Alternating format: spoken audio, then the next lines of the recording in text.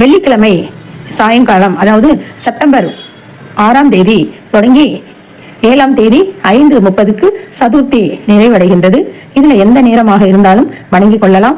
விநாயகருக்கு என்ன நாம வைத்து வணங்க வேண்டும், என்ன செய்வது அப்படிங்கிற விஷயம்லாம் மிகவும் நமக்கு தெரிந்த ஒரு விஷயமே. ஆனால் விநாயகரை பிடிக்கும் அந்த மஞ்சள் விநாயகர், பச்சரிசி மாவில் செய்த விநாயகர், பசு சாணத்தினால் ஆன விநாயகர், குங்கும விநாயகர், விபூதி விநாயகர், இது 5ஐயும் நாம் சுண்டு விரல், அவரவர் சுண்டு விரலுக்கு ஏற்ப அந்த உயரத்தில் விநாயகர் பிடித்து சிறியதாக அந்த விநாயகரை வணங்கி நீரில் கரைக்கலாம், கடலில் கரைக்கலாம். அடுத்து வேறு உங்களுக்கு எந்த மாதிரி வணங்க வேண்டும் என்றாலும் வணங்கலாம், தாராளமாக நம் விருப்பம்தான். ஆக விநாயகரை நிறைய நிவேதனங்களோடும் நிறைய பண்டங்களும் பலகாரங்களும் செய்து அவரை மகிழ்வோடு வணங்கும் பொழுது அவர் மகிழ்ச்சியோடு இன்பங்களை அள்ளி தருவார். விநாயகர் அகவல் கண்டிப்பாக அன்று ஒலித்தே ஆக வேண்டும். இது ஒரு முக்கியமான விஷயம்.